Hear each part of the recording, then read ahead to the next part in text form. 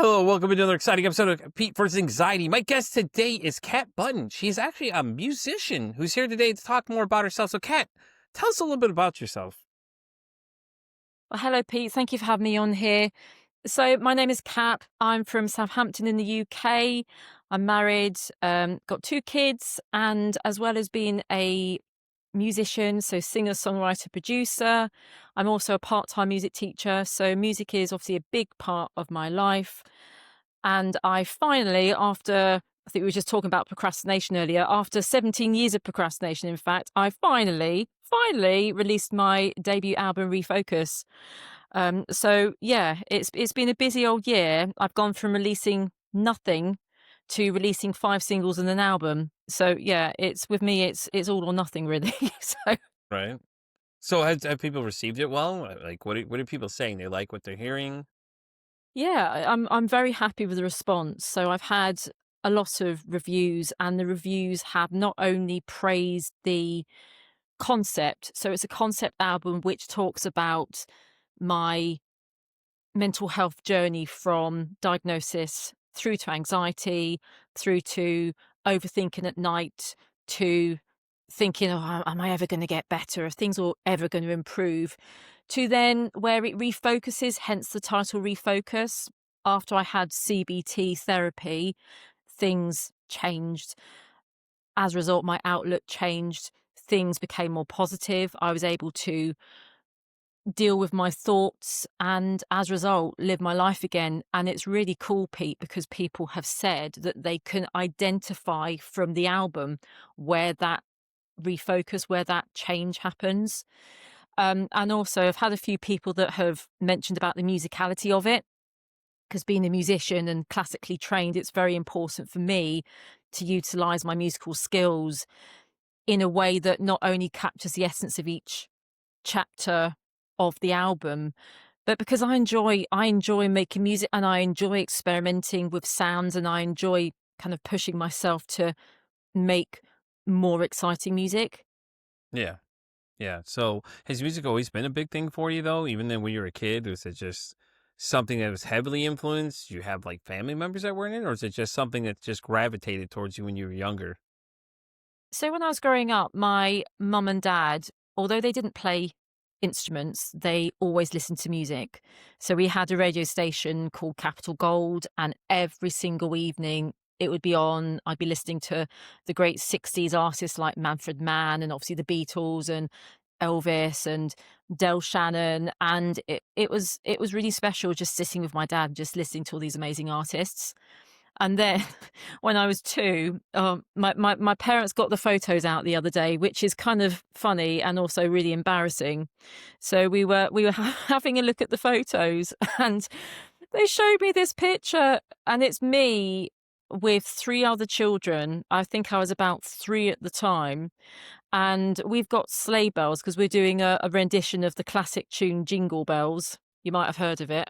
Um, and, all the We may have heard of it. You never know. yeah, yeah, yeah, and, the other children literally look like they want the ground to swallow them up, and then there's me waving these jingle bells, these sleigh bells, as if my life depended on it, with the biggest smile on my face, clearly loving this life-changing moment of doing this solo. So yeah, that never really stopped. I've, always liked being noisy, making noise, making music. Played the clarinet, started playing the clarinet from the age of 7, and then from that moment on started writing songs, and then started progressing into playing with orchestras on the clarinet. Then I started learning the piano, because there became a point where I decided that I wanted to be a music teacher, and at that point I hadn't actually started to learn the piano. But as a music teacher, it is very useful to be able to do that. That or the guitar, but especially the piano. So I did that quite quickly, and then I decided to further study music. So I went to university in Southampton in the UK.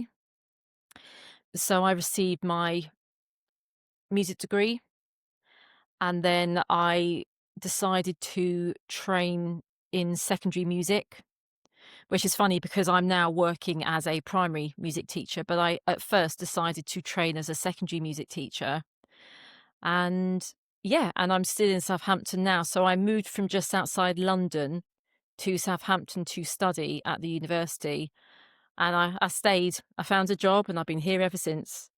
That's awesome, though. I mean, it sounds like music's been a part of your life all the time. Like, what are some of your musical influences? Anything that may shock people from what your sound is, because a lot of people, when it comes to music, sometimes it could throw people for a loop. They're always like, "Oh, I bet they're into this," just because that's the genre. And a lot of times that's not the case. They listen to other things. I mean, as a music teacher and somebody that appreciates an eclectic range, I've got all sorts of stuff on my playlists, um, including sound effects. It's really, I think I've got like everything from like 90s dance to 90s music to kind of the The 60s '90s, to man, the one modern. hit wonders, man. Just you could list Yeah, like endless amounts of just one hit wonders. People that made one song and that was it. That's all they're known for, and yeah. it's just yeah. But I think one of my greatest influences, I don't know if you've heard of them, is a French electronic musician called Jean-Michel Jarre. No, I don't think I have. He's very cool. So when I was I was 7. My dad put on this VHS, good old VHS back in the day when we had VHS. He Mhm. put on this VHS of this concert called La Défense, and it was this amazing street concert in the streets of Paris, and it was organized by this musician Jean-Michel Jarre, and it wasn't just a musical concert, it was a whole just incredible show. All Yeah. of the skyscrapers were illuminated with these kind of imagery, which for 1990, it was very ahead of its time. Um, oh, excuse me. And then when he was doing the performances, I mean, he had this electronic harp, which for 1990 is pretty cool. And I absolutely loved watching that video over and over and over again. So his music kind of started it all off for me. I also like an artist called Robin who released a single with every heartbeat, which was this really cool electro pop kind of heartfelt song, which really caught my attention because it uses a combination of classical music as an orchestration, orchestral instruments, as well as the electronic sound. I really like classical music as well because I'm classically trained, so Yeah.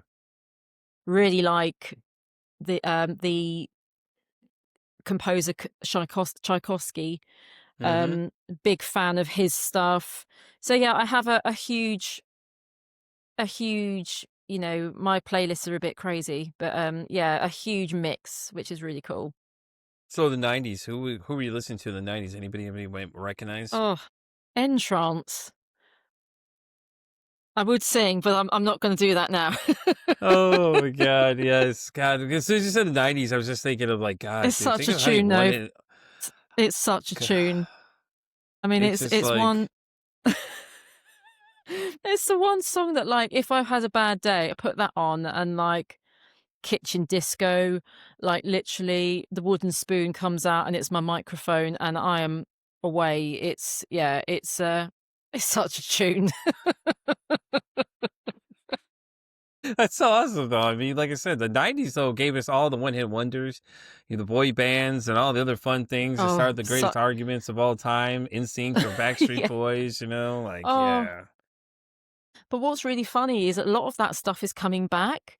So at Mhm. school, there are loads of kids that are singing "I Want It That Way." I mean, that's 25 years old. That song, I think, isn't it? God, that ain't dates us, Jesus. Yep, Yeah, and I it's and remember that it's song. come yeah, and it's like it's nice that I think it's like YouTube has a lot to answer for. But Mhm. yeah, all the 90s stuff is coming back. I'm like, "Great." A lot of remakes of the songs and things Yeah. like that too. A lot of these. Well, I like a lot of punk rock, so you get the punk goes pop thing where Oh, they start okay. doing a lot of Yeah, pop yeah, yeah, yeah, covers and yeah. things like that. And It's so interesting to see everybody do different variations of other people's songs because, one of my first people I've had on the show that was a musician, he plays in a band called Alive and Stone. Brian and I were discussing, he was like, if you don't borrow from other people's sound, he's like, you're not doing justice to the music scene because Brian's stance on it was, is like, we all kind of borrow from each other, but it's more of a, hey, listen, I love what you're doing. Let me highlight it and do my own thing out of respect for you. And then a lot of these people that do cover songs, I know everybody's like, oh, covers. But the guy that did, what is it? Let Me Bleed did the cover song to a song by Bring Me to the Horizon. He did a phenomenal cover of it. It was so good, and I think it's, oh, you know what it is? I think it's flattery is the best form of, how that phrase goes. You know what I'm saying, though? But it's so interesting to hear people put their own spin on it. Because my dad and I had this debate, okay? He was Mm. like, oh, well, this sounds the same, like everything. I'm like, it doesn't sound the same. Like, we were discussing the song by New World Order, okay? Yeah, Blue yeah. Mondays by New Order, okay? So then Orgy came out and did their version of it. And it's a different sound. He said, it sounds the same way. I'm like, no, there's two different sounds. Theirs was softer versus this one's a little bit more, guitar heavy, you slamming on the guitar kind of thing, but it's Mm. like, I think people take it the wrong way when people try to do other people's songs. I think it's more they're paying tribute to them. So like I love tribute bands. Anybody that just tribute to certain bands that I really enjoy, I think it's interesting to hear them trying to replicate that sound, And I think like Linkin Park singer was the one that when he passed away, a lot Yeah, of people yeah. were trying to replicate that sound, and it was like it's hard because he had the one of a kind sound. And I know the young lady that took over for him, she's getting hate because she's trying to do his songs, and I was just like, "But you can't. You don't have the like. I get what you're trying to do, pay tribute to him, but at the same time, I feel in that situation, they should have just done what they did now, just did their own thing going forward. Yes, Chester was an artist in his own. He had his own sound. It's hard to replicate that sound, but I feel like they should have just left it where it was. I feel like the negativity was going to come out regardless of what you did, just because he had such a influence on a lot of people. Yeah, it's interesting what you say about covers because, well, first of all, at the moment in the UK on Radio 1, they've got what we call Live Lounge Month. So they Hmm. have a different artist going in to do the live lounge, and they do an original song and then they do a cover. And like you Okay. said, Okay. it's really cool. Like check it out because it's probably Oh yeah, I'm online. But definitely yeah, checking out. I it's love really, music. yeah, no, and it's really interesting because like you said, I I haven't done covers myself yet, but I'm fascinated in how you can honor a song but put your own spin on it. And I think one of the greatest covers of all time was probably by the Fugees, "Killing Me Hmm. Softly." Hmm. I can't remember who did the original song, but it was so innovative at that time. Just the sounds, still honoring the original song, but just yeah. Putting your own spin on it, though. I like when they Oh, put their own little flavor yeah. on it.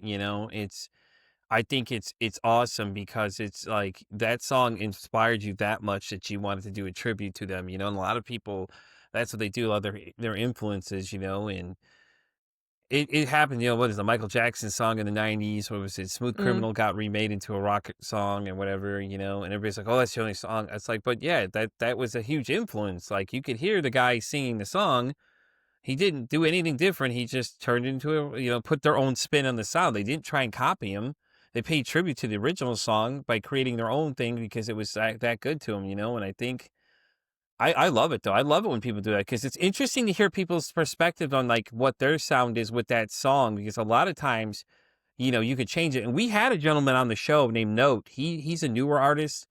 His original song called Trust the Process originally was a softer one, but then he switched it and when he went to more the rock side of everything, it made more sense. And I kind of think of like when I think of like that movie, That Thing You Do. Like in a movie, it progresses the same way, similar. Like their sound started out real sound. Like Jimmy, the lead singer, had his own idea how he wanted to do it. And then Tom Hanks' character came in and told the drummer to basically speed it up a little bit and then it caught fire then, and sometimes it's just those little changes that cause a massive effect. I think a lot of people have changed their sound from where they were to where they're now. It's interesting to see people from the beginning to where they're now. Like Stain's one of my favorite bands of all time. Like if you listen to the earlier stuff to where they're now, this sound progressively changes massively. Same thing with like Korn, like in the beginning it was like that real heavy sound, but now it's more you see them kind of separating themselves and doing their own thing. In the later albums, they mature a little bit. So it's always interesting when you catch these bands in the beginning, like Cold was another big one for me. Like to listen where Jeremy was in the beginning to where he is now. The just the evolution of his sound alone is really cool to see because it's like you were there in the beginning, you got to experience these things, especially with the Beatles. Though think about it, when the Beatles came out, no one knew that they were going to take the world by storm like they did and how much influence they'd have on a lot of other people, and all the different songs, they have that people still listen to today. Even though when they came up their album that was the greatest hits of all their songs, man, people still knew them by name. Like you didn't have to know who it was, but you recognized that song at some point. So, that's so cool to see though, when people start, playing these songs and it's like, oh wait, I know that song, and it's always been a random thing of mine. Like I love music though. I listen to everything. Like when I say listen, I listen to everything. I don't shame anything. Like there's stuff I don't care for. Okay, but there's some stuff that pulls me back in, And like I said, music's always been a big part of my life. I've always listened to it all the time. I remember in high school, I always had the headphones on. I remember CD players were big. God, that's how old I am. See, They, and God, oh, what they called? You got the CD players. it's Oh, that. what they called? Walkmans. Yep, the Walkmans. Were the Walkmans? God, we are old. Oh, I had a we're Walkman. dating ourselves. Oh my goodness. Yeah, I remember 1994 on a school trip to Cornwall, listening to Take That on my Walkman, my new Walkman. I was living the life. It was a great day. God, I remember mixtapes. Like we back in the day, we used to make these mixtapes and thought we were just so we thought we were the tits. And then we got a CD burner. Oh, that was it. You went to the next level. As soon as you got a CD burner in my house, it was like we were trying to burn as many CDs as you can. And you had Napster and all them other people that you were getting your music Yeah, yeah, from. yeah. And you had to worry about downloading viruses on your computer because you're trying to get access to this stuff because the only choice was to buy the CD and then figure out how you're going to take it off the CD and put it on another CD. So you had to go to get the MP3 files and things like that. God, dude, it was so great. So let me ask you this though: for Hmm. mental health, it's the reason why is it so big to you? Is it something you obviously deal with it yourself? Did you feel like not enough people had a safe space to go to because your album basically is singing about your journey. So do you feel like your album basically is that safe space for people to come to you and be like, hey, Kat, I resonate with what you're doing. I love it. This is my story. Do you get people that tell you their story after listening to your album? Oh, absolutely. And it's such a privilege and an honor when people do that.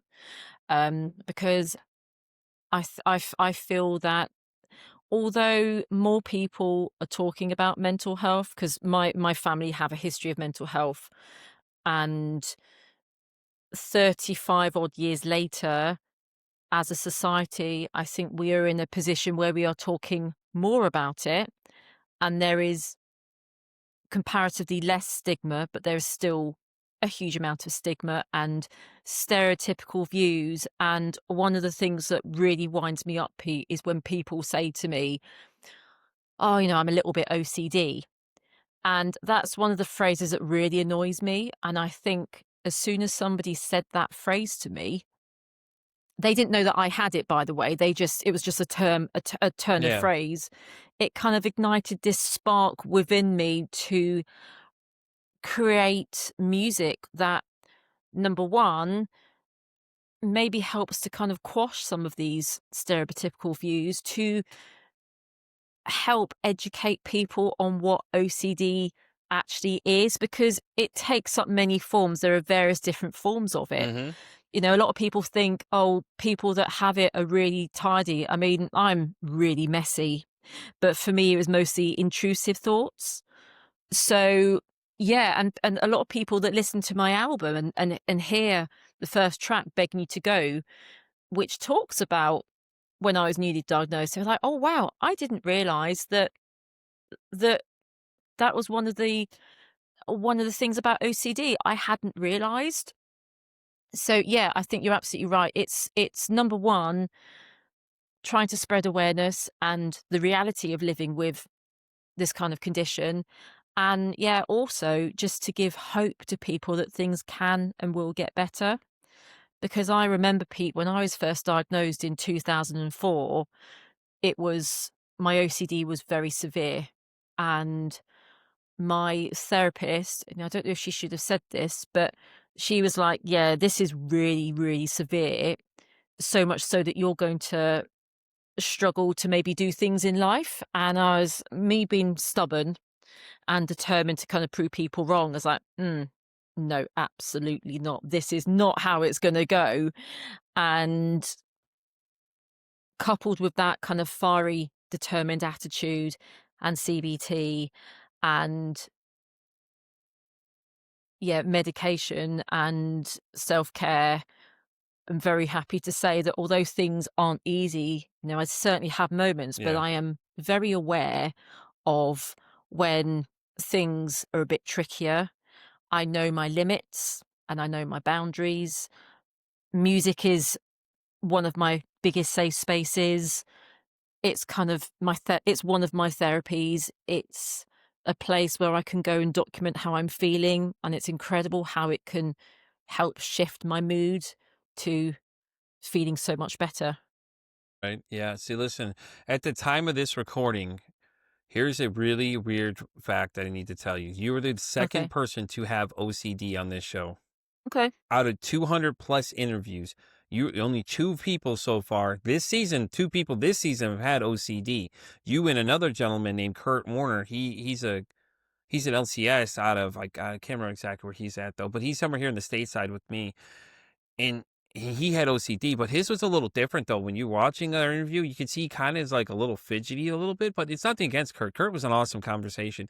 Dude was great. I loved Kurt. So don't take this as the wrong way. Anybody listening, if you haven't heard the episode, Kurt, go check it out. If you watch the video version, you can see like, he's a little bit different though, like Kat was just saying, there's different forms of OCD, which is always interesting when you get people on with different conditions, because you just wanna kinda see, like, what the difference is, like, DID is an interesting one too that we had somebody come on before with, but then we had somebody that came on that did 100 interviews, that could tell you something totally different from what it is.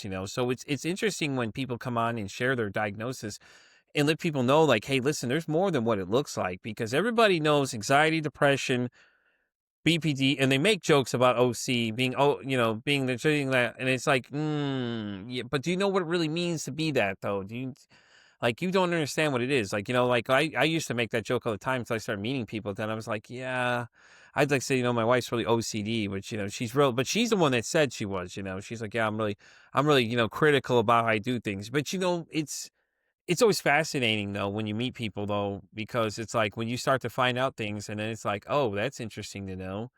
So, did you always know that you had OCD, or was that something that was later on diagnosed? So, like I said, I mean, I'm not going to talk about my family history of No, of mental God, no. health, but it was something that kind of ran in my family a little bit. Okay. And when I See, was that was the 4 thing years, with Kurt too. Kurt said it kind of ran in his family a little bit too. yeah, so for me, I think it was potentially partly learnt behavior, maybe. Hmm. So I started kind of checking things like checking doors, and so that's where it started. Yeah, But it never seemed to stop me from doing things. I did really well at school, yeah. did lots of music, did lots of sport, went to university, did my music degree, did really well with that. And it wasn't until I literally about 2 weeks after I graduated that during that summer, I was like, oh my goodness, I don't feel great. I Yeah. feel mentally not very good at all. And then the severe anxiety and the intrusive thoughts. And 3 weeks after that, I was diagnosed with OCD. So And did it make sense though when they started explaining what OCD was though, and you start matching up your symptoms? You're like, okay, well now yeah, this it starts did. to Yeah. make a little more sense.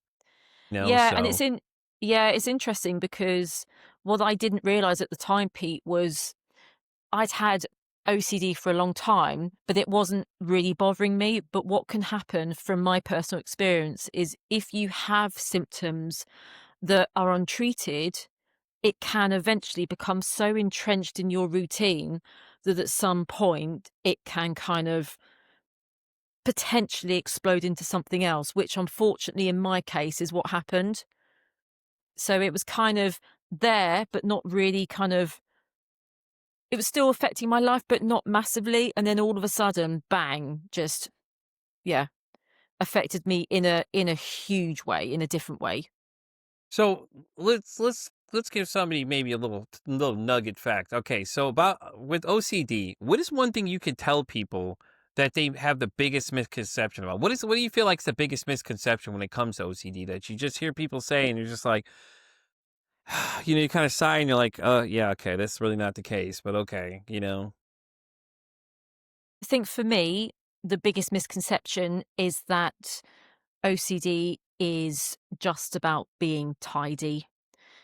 If you are particular about something, so if you like things a certain way, or you like to line things up, or you want to make sure that all your pillows and pillowcases or cushions or whatever are absolutely, absolutely square.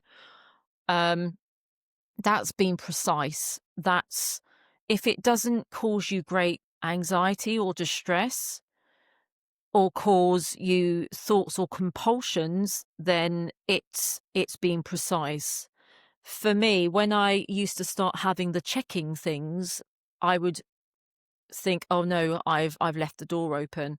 I'd have to go back. I have an anxiety, and then I have a compulsion. I have to do something in order to try and alleviate the anxiety. So, d you see that's a little bit different. And Yeah, then no, it's when I'm interested. Like what you're saying is so yeah, fascinating to me because I love it. Like I said, it's interesting to meet people with different positions because the opportunity of the show is to highlight what it is that you deal with and how it's different for you versus somebody else. And we've experienced that with BPD on the show. mm, One woman we had on, she's actually a musician as well. She's actually a part of the band called Haunter. I don't know if you ever heard her before. Lucy Lenore is the lead singer. She and I had check her linked up out, yeah. on Instagram. We linked up and everything. And Lucy and I still talk to this day now. She's really cool. She came on the show. She was a big advocate, okay? But we didn't know she had BPT till about 30 minutes into this conversation. She was like, yeah, Really? I deal with BPT myself. And I was like, oh, hell no. Here we go. Let's jump into this. Okay, so let me ask you what it was like. And the way she described it was way differently than a lot of the stuff you see. Like, I've had the world-renowned expert Jen Bellinger on here after her, well on this year, this season, the last show, and she said, she's an expert in this thing, and even she said the same thing. A lot of things are different, but it was interesting to hear what she said. She's like she questions who she is every single day, but that's how Lucy handled it, though, and it was so fascinating because she was so cool to have, got all these downloads. Like this woman has some credentials beyond belief. But she took the time to come talk to us about it, and I didn't know she was a big mental health advocate because I reached out to one of her posts. I was like, "Hey, listen, would you be interested, man?" Because I always like getting musicians on because I always like to get you guys' perspective on things because people come to you and tell you, "Hey, this song really touched me. I really love what you're doing. This song really made my day. It saved my life." All these things because music and mental health to me kind of go hand in hand. It's a lot of Absolutely, times yeah. it helps me too. Like my wife's the same way. Certain songs will trigger certain feelings, and like you can watch her Yeah, listen to some of this stuff, and she'll just start reacting to it, and it was always so absolutely, yeah. fascinating. But she's one of the types that like dig into the lyrics kind of thing. Me, I'm jamming along, like I'll check out the Mm, lyrics here and there. But I'm yeah. like, if I like a song, I'm listening to it. I have the problem where mine gets stuck in my head on repeat, so I'll come home and start singing parts of the songs. So Oh, I'm the I same. come in and I work overnights. Okay. So I come home early in the morning Okay. sometimes and I'm not thinking because she's home sleeping and I'm just singing this song that's just stuck in my head on repeat. So I'm like literally just humming this tune in my head and she's like, okay, you can stop now. I'm trying to sleep. Or she'll yell from the, shut up. I'm trying to sleep. Yeah. So like Eminem was one like Houdini that I just kept going with it because that's the only thing that caught to me. It just kept playing in my head, so I just started singing along. She's like, "Okay, I can't listen to this song anymore." Just She gets gets so stuck in mad your at me, head, but it's doesn't like, it? but it just gets stuck. It's like with some of those tunes, it just gets stuck in your head. And it was like notes, trust the process was the other one too. I just started shouting it across the room at work at people, and I'm like, "What the hell are you singing over there?" I'm like, "Oh, you haven't heard this song? Yeah, man, you got to check out this song or whatever." A couple of Let Me Bleed songs are actually now big ones too. Like the intro to the show is actually a song by them called "Is It Me?" And Okay. it was just like just it's just different songs like just catch my tune and stuff like that too, man. But I also have this random thing I have where I can tell you what most songs are, even though I haven't heard the full thing. I was like, "Oh yeah, this is." My wife's looking at me like, "How the hell do you know this?" I'm like, "I don't know, just useless facts I have going on through my head." So music has always been a big thing for me. Like I listen Yeah. to everything. Like I go Stain, Marilyn Manson, Backstreet Boys, Bare Naked Oh, Ladies, yeah. and one of my favorite bands of all time is actually the Goo Goo Dolls. And Oh, that's really? shocking to a lot of people. If people, I Oh, tell people, that's that's what. awesome. So I always loved it. Like Dizzy Up the Girl was one of the albums that were very close to my heart when it first came out because it was always one that always for some reason like it's one of those albums you can turn on and I'll be out cold. Like if I ever have trouble sleeping, I just turn it on and just let it progress through. And then by the time the third or fourth song hits, you're out cold like a light. Yeah, Goo Goo Dolls are cool. I like I them as love well. them. I'm a big fan of them. I listen to a lot of punk rock too. So I do like Rise Against, Smoker Fire, Against Me. The Sex Pistols were always a big one for me. The Ramones actually, my stepmom turned me on to early on when I was younger. I didn't even know who they were at Oh, first. I okay. heard the songs Mm. before, but she was a big Ramones fan and things too. So my real mom, my biological mom, hers was more Elton John, Billy Joel, Kiss. And she had a kind of an interesting, eclectic kind of music thing like a tasting music. My dad is more like Chicago and a couple of these other ones, just like random stuff he listens to. Like now he listens a little country now because my mom listens to it, I think. But he was more of like the rock guy. My stepmom was like more the today's music in the 90s. She was listening to a lot of the stuff that I would listen to. And the funny story though is this woman walks in my room when I was in high school, okay? I had the proverbial, 16-year-old's room, posters all over the wall. She goes up to my corn poster and goes, "Hey, listen, I know those guys." I bet. I was like, "Wait a minute." She goes, "I recognize these guys. I've met them before." I'm like, "Huh?" Really? She's like, I'm like, "Shut the fuck up. You're lying to me." She goes, "Oh, no, no. Yeah, yeah. Me and your sister, we broke down in the back road in Kansas and their tour bus came and No. they got off and these guys, they were the nice gentlemen that got off and helped us." It's like, huh? Oh, that's What? Huh? amazing. I was like, "That's so fucking cool." I was like, "Shit, I had no idea who That's they were." really cool. She's like, "That's funny to see them there. I didn't know What? that's who they were." I was like, "What the fuck?" I'm like, "What?" Like, get out of here. What? Oh, no. But she was really in tune with the 90s music. Like she knew a lot of the stuff I was listening to and liked a lot of the stuff I was listening to, and things like that. But like I said, it's always been an influence for me. I've always listened to music all the time. Like whenever I'm doing something, at Mhm. some point it's always music or podcasts. Like, when I started podcasting though, I listened to a lot of podcasts because I was just curious to listen to how people carry on their conversations and things like that as I was Mm. preparing for this show. And ever since I hit record, like I couldn't even tell you the craziest shit that I hear every day on a daily basis is so interesting to hear. So, it gets interesting though. And then I started deciding, I was like, I'm going to start inviting musicians to come on because I want to get their perspective things because music is a big part of my life. I love music. I love listening to it. I know these guys feel the same way I do. It's like, they get those people reaching out and it's evolved from there, and things like that too. So it's always great when we get to have people like yourself come on and just share your perspectives of things. So the real question then is, do you have anything new coming down the line? So I released my debut album on the 19th of September. So that's been out for Hmm. oh goodness, 5 weeks tomorrow. That's a bit crazy. And people have actually listened to it, which is exciting. It's Isn't really it's surreal, scary. isn't it? Yeah, it's funny because in this day and age, you don't get as many people releasing albums. You do get some. I mean, it's not like in say the 90s, is it? It's I mean, streaming has changed things considerably. So a lot of artists don't like releasing albums, but for me and highlighting me here, I wanted to create an album that was a concept album.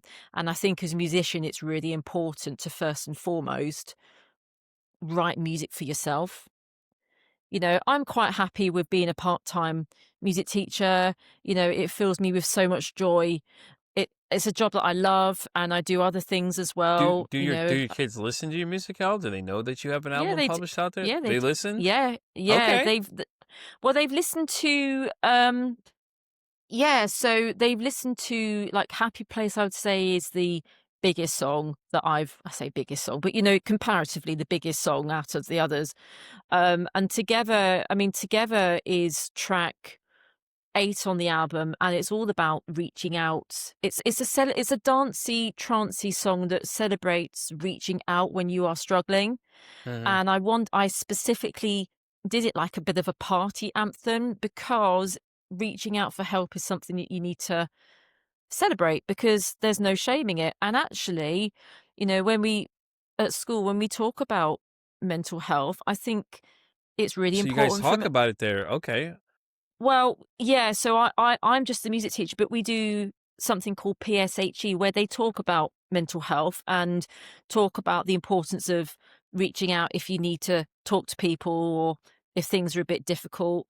And I run a songwriting club at work, and the children listen to some of the songs, and they say, "Oh, I really like this song because it's showing how important it is to talk to people if you're struggling."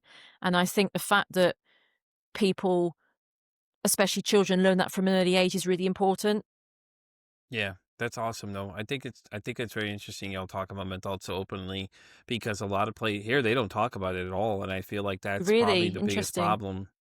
I think that we need to start talking to the youth now. We need to start educating these younger kids on what it is they're dealing with. Like, hey, listen, if you start feeling any of these kind of things, like let somebody know. And at the same time, though, you hear a lot of people say, "Well, I reach out," and people say, "Ignore me, my cries for help," Uh, and things like that too. Like with Chester as an example, though, because I saw the recent interview thing he was doing on somebody's podcast. He was talking about how he struggles, and like he's like, I struggle every day mm, just to life. Life's just hard to life some days, and it's just like yeah, if that wasn't enough that he needed help. I don't know what else other science people would want. I mean, this guy's literally telling you he struggles every single yeah, day. It's yeah, like, and it's hard to ask for help. It was for me too. At first, like, I didn't know where to start because it was mm, like we never really discussed these things as a kid, and ever since doing this show, the funny thing is my dad had told me recently, he said, we were on a trip to visit because I had lost my godmother, so we had to go to her memorial, and sure. he had mentioned something about suicide to me, and I was just like, I was shocked because this man has never talked about anything other than some wild stories he has, about things. He never was really interpersonal like that, but he knows what I do. And my brother's a big into the field too. And everybody else that listens to this, it's interesting. I hear that, people say the same thing. They're like, oh, I listen to your show. And I'm like, I've had random strangers come up to me that I only know a few times, like, hey, listen, I've been listening to your show. I like what you're doing. And I'm just like, Yeah, it's so surreal because you're like, oh, wait, that's right. I'm on the internet. Everybody can find me. Hell, you can Google me now. yeah, yeah. But I think it's so cool though, you guys are having an open conversation. Do you have an open conversation in your house about it too with your kids? Are they old enough first off to even have that conversation? Yeah, so my kids are 11 and 8, Oh, okay. and one's just gone to it's a high school where you are, but secondary school here, and um, the other one is 8, so I don't know what grade it is where you are, year 4 here. Yeah. And they they know that, everybody struggles, and we all have feelings and thoughts, and sometimes we have feelings that are happy feelings, and sometimes we have feelings that are less great. And they've seen me sometimes where I've been less great, and I've been really honest to them, Pete, and I've said, "Oh, today Mum's not having a great day." Um, and Do you find they're curious about it when you say that though? Like, "What's wrong, mom?" And then, yeah, I mean, I choose what I share, but I yeah. am generally very, very honest with them. I say that I have OCD, and it's OCD is one of those things where I will always have it, but it doesn't stop me from doing things. Therapy has been incredible, and medication, it's managed, and I live my life to the max and all that kind of stuff. But I'm honest with my kids, and I think that's important, because in life there are things that are going to be great, and there are things that are going to be difficult. And our mental health, all of our mental health, is going to have times when it's good, and then in whatever capacity, less good. And I think Mhm. it's important to realize that actually it's important to be aware of it and how we feel. And I think with my album, Pete, it was it was important for me to share that actually things are difficult, but then they can and will get better. And the album kind of shifts mood. So it starts quite kind of not dark, but sharing. Yeah. things about OCD and Yeah, I wouldn't say anxiety and the dark. It would be reality. more like it's just a Yeah, that's reality, not like what you were really the saying. right what It's just yeah, that's more the word. no, That's not really the I right know what you're word. saying though. I don't think you're misphrasing it. You're kind of giving a feel for what it would be like, but I think it's just a fact that it's so real. It's this is what you're dealing with. Mm, The songs evolve to where you're at in the stages of things, which is really cool because you progressively see the change in it. And you said a couple people already noticed that. They said they noticed where it changed from the beginning to where the yeah. end of the album was, how it changed, which is so cool because you give people hope that there is possibility Mm, to manage these things. Yes, you may not get rid of these things. Some of these things you can't mm. get rid of. Don't listen to these people that tell you this self-help crap where they're like, well, I can eliminate it in 2 days. No, it doesn't work like that. And I hate it when No, people it say that doesn't. kind of stuff, and Yeah, it's it's so misleading, and it's really hmm misleading. Um, but yeah, it's nice to kind of look back and think, yeah, I've done this album, and yeah, I've had some really good feedback, and yeah, it's something that for a long time the OCD and various other mental health things did stopped me from doing. I wasn't ready to write songs like this because it was too triggering. But now, I mean, I choose. I don't share everything, obviously, because well, I don't want to share everything, but no, I I get choose you. what I share. But it's still giving a good insight into the reality of these kind of conditions, these disorders, and most importantly, how things can improve and will improve. Because when I I was think first, yeah, you give people hope for change. So, Kat, I think is really what you're trying to get to. I think that yeah, exactly, yeah, you're giving them the hope of change. Like, hey, listen, if I can do it, why can't you? You're the inspiration. I'm sure to a lot of them that listen. Even though she put herself out here on a magnified scale, like around the anybody can listen to this whole thing. And if Cat can do it, why can't I do it? Is what I feel. Because I've listened to the ones you sent me. Because I remember early on our conversations early on. You're like, "Hey, check this out," and I've hmm, listened to it, and I get that feeling. It's like you're giving people the a-okay to not be okay. And like that whole saying goes, "It's okay not to be absolutely, okay." You know what I'm saying though, and I think what you're doing is great. So and I think anything else going forward you do, I think you'll have the same positive message of like making it normal, and that's the whole idea. The whole podcast even exists too, because like I'm trying to make this conversation normal. I'm not a trained coach in any way possible. I'm just no, an average Joe. I'm out here making pushing the effort for the conversation to be had, and it's like it's so scary though, because here in the States, we cite it all the time. Oh, well, it's mental health. Okay. So then what are we doing about this problem? Answer is we'll just sweep it under the rug and forget about it like it never happened. mm, And then when it comes back again, we'll go back and blame it again. Like, it's like blaming your little brother for doing shit. Like, Mom, mm, my little brother did it. You know what I mean? I don't agree with it here. And then it's so hard to find help here. Like you would figure something really, like that, like it's hard. It's hard. It's expensive. A lot of people mm, don't even know where to start, and things like that too. And that's a great thing about the show is that I get to connect other people to other people that do these kind of things. And maybe talk therapy isn't for everybody. There's all these other options. I have all these different people that do different things, yeah, or they have their own podcasts, and like you can go discover them and check them out and listen to what they're mm, got to say, all that kind of stuff. It's so interesting because, ever since day one of the show, had I known the influence of things that have happened from here, it's just crazy. I've been on a bunch of different shows. I got to do a publicity panel where these people, mind you, have more experience than I do by far. And they're like Emmy winners and things like that too, and booking for all these sure. big name shows. So, with that being said, Kat, we're at the part of the show where we have to ask the fun questions. Okay. So, I love fun my questions. These are great. the first question for you, and if you've never seen one of these episodes, you're not going to know what this one is, but this one Okay. comes credit to a friend of mine. I always give her credit because it was a great question. She runs a podcast called The Shit That Goes On in Our Heads. Okay. So when me and her were interviewing, she asked me a very I love interesting that. question that I just love, Okay. and I'm a music guy, so Yeah. this is music related. So, Kat, Okay. if your mental health had a song, what would that song be? Oh. Oh my goodness. Um, I'm telling you, everybody responds almost the same way. They're like, "Oh, damn, that's actually a really good question." It's interesting though too. So far, some of the responses we've had: "Rage Against the Machine" by a woman named Susan Snow, and she's like, she kept telling me, oh, you're gonna make fun of me." I'm like, "No, because Rage Against the Machine, I love." Then there was a Middle Eastern woman told us Michael Jackson's "Beat It." I had a gentleman on the other day named Paul Bauer. He's a men's coach. He said, I can see clearly now the rain is gone. So that's why if you see the post I made for him, it says it on there. Him and I were laughing about that because he's like, yeah, I can see clearly now the rain is gone. So that's such an interesting answer. So what would you say your song is? So now that things are so much better, or Hmm. during, I think it depends on the stage, I I think think. the way you could break it down is how you feel from the beginning, middle, then. If you could figure it out, you could do it like that too. There's no wrong answer to this question. It's interesting how people answer it.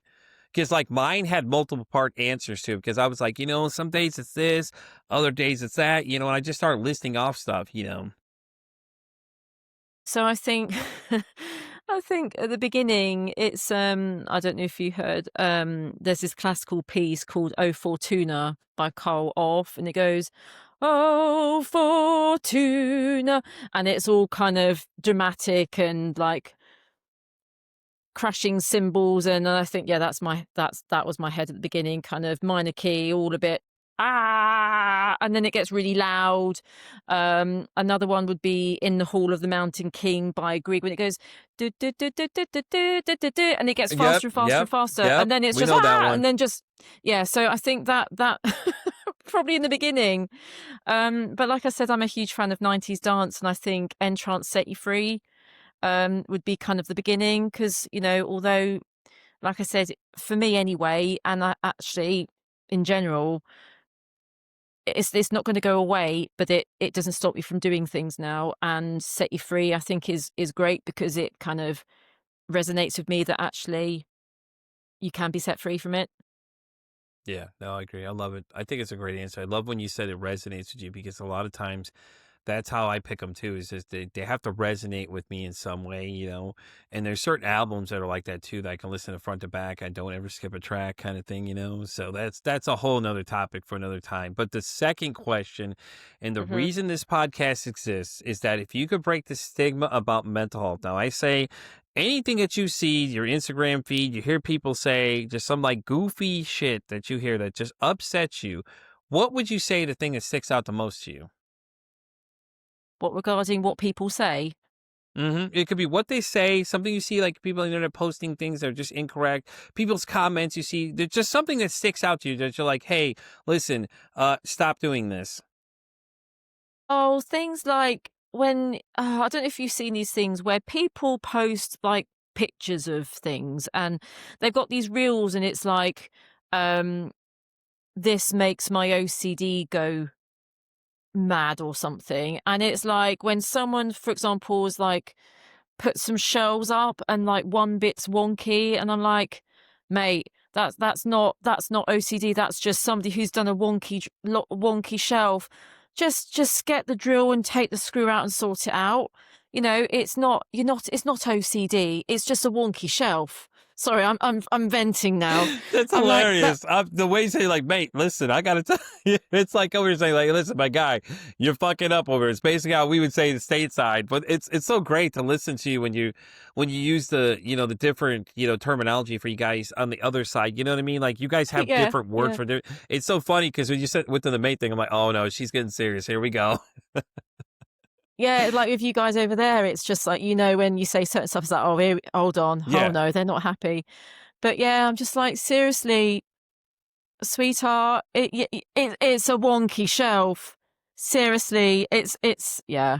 But there's loads of If things you're like not that. watching the video version of this, by the way, you have to see Kat's facial reactions when she's talking about this. You can tell she has such a distaste for this subject. She's just like wants to go, "Hey, stupid! It's a shelf. Go fix your damn shelf. Stop blaming OCD for Oh, that." and it's just, you know what? It's just a shelf. Yeah, you don't like it, but it doesn't mean that you've got OCD. You just don't like wonky shelves. You're Yeah. particular.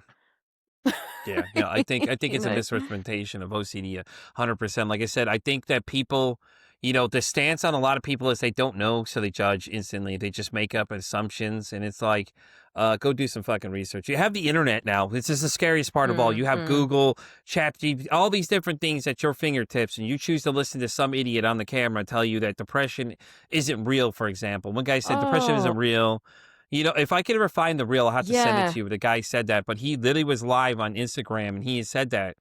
And people are like, what? It's almost as good as the guy who said that water doesn't do anything for you, so you don't have to drink water. I'm like, what? Oh, What the it's hell are like, you yeah. talking about?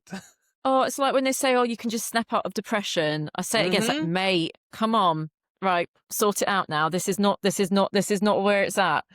I feel like it's It's a great just idea yeah. for a show. Kat and I discussed in social media posts about mental health. We just pull up them and just start watching them and go and get her reaction and get my reaction, and we just start fucking laughing hysterically at them because I'm telling you, the guy that said water has no purpose in your life. I'm like, what the hell are you talking about, dude? We're made up of water. What do you mean? Why did I'm they say diabetic, that? bro. Let me tell you, I have diabetes, and let me Right. tell you, water is my best It's friend to help it's very regulate my important, sugar yeah. levels.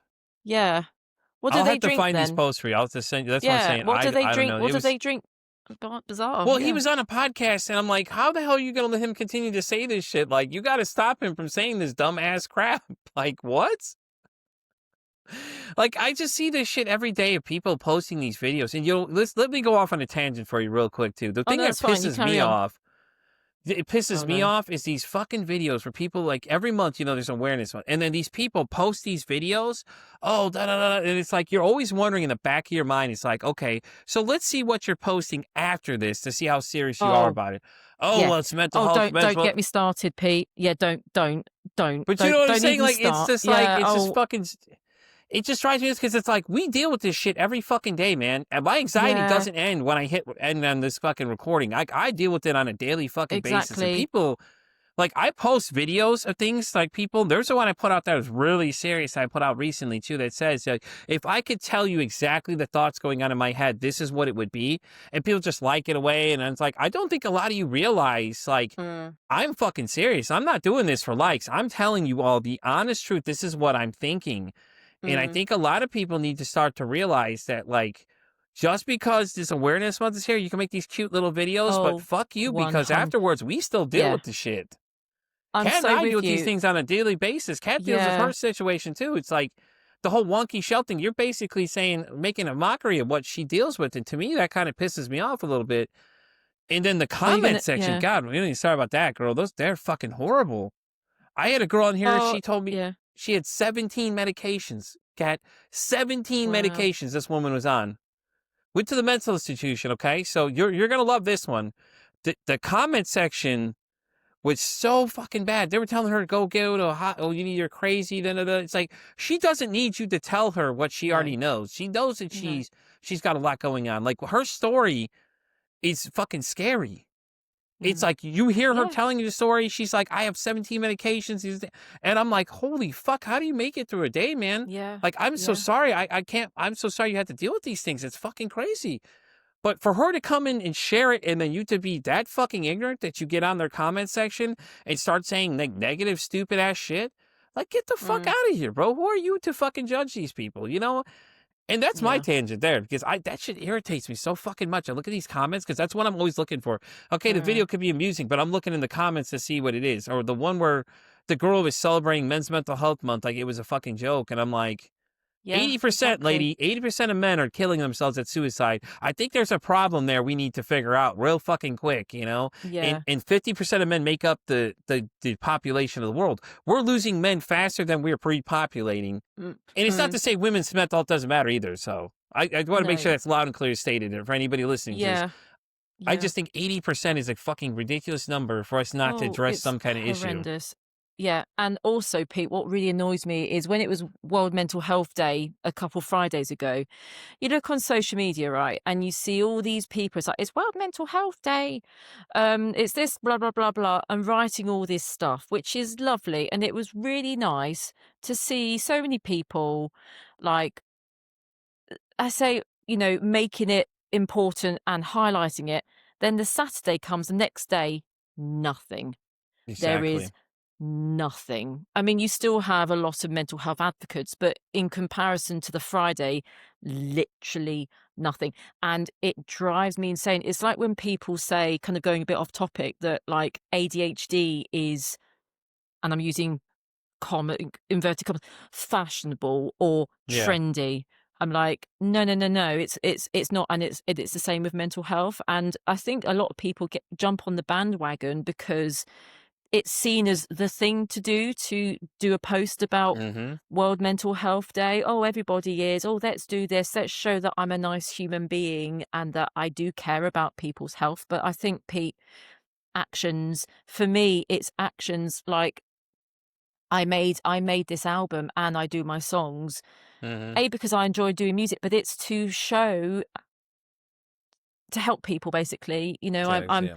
I like to think I'm quite a nice person, and I want to help encourage people. And you know, I'm not just posting once on World Mental Health Day. I've actually made an album, which has taken me a very long time to get the guts to do it, because it was the idea of doing it was too triggering for me.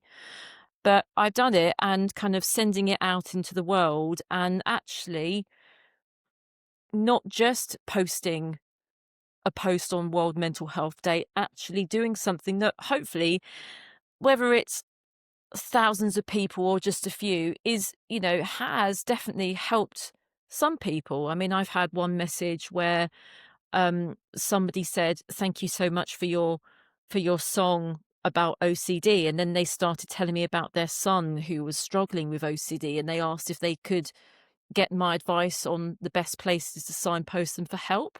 That's And I'm awesome. like, I love it. and I think, Pete, being in this industry, in the music industry, it's very frustrating and quite hard for me, because you have so many people who are creating music because they want the high number of streams, and they want the high number of monthly listeners. And I totally respect people who find that that is important, and I totally get it.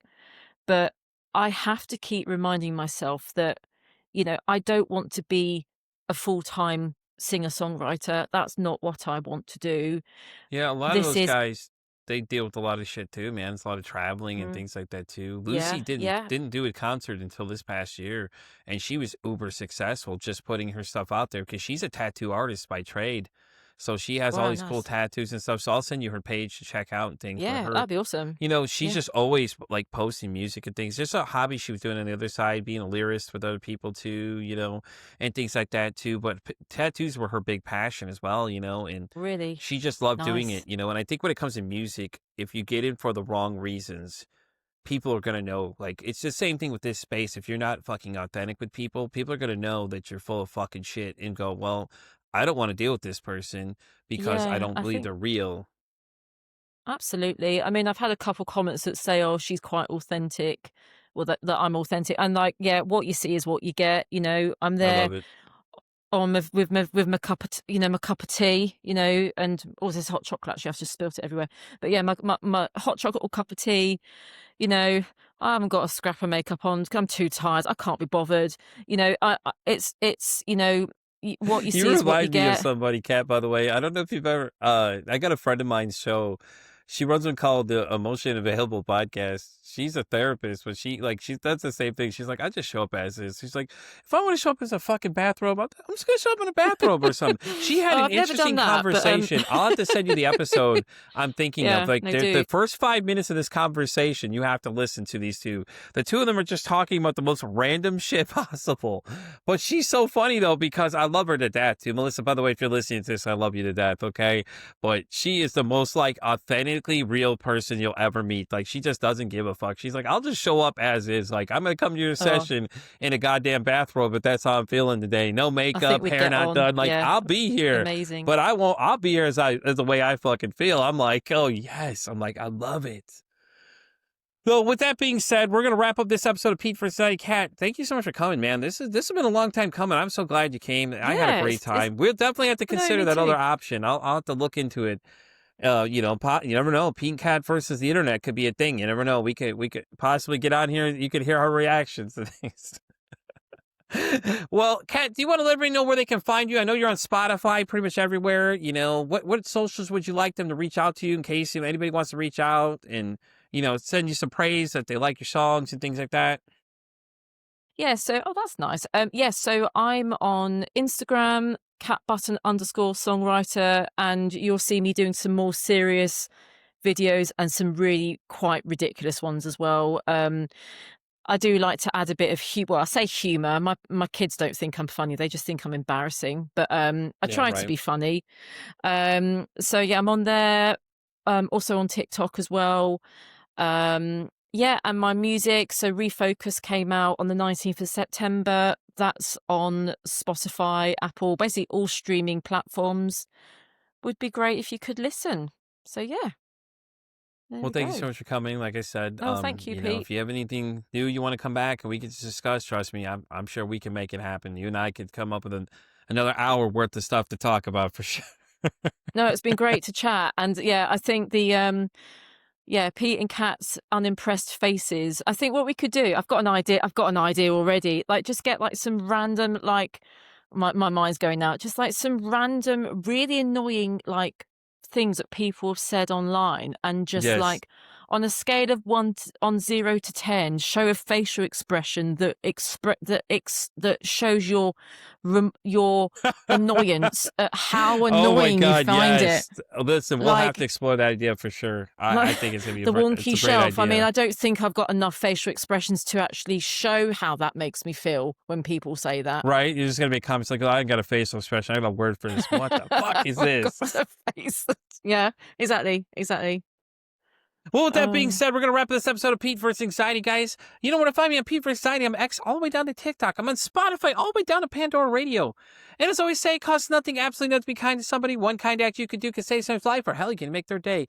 I'm Pete vs. Anxiety, signing off saying, don't ask how your day is, to say, hey, how's your mental health today? So bad, everything's wrong, you're breaking my neck. It's a sign of respect, it's a knife for death, but never will die for the price of a check. I got my integrity and my word.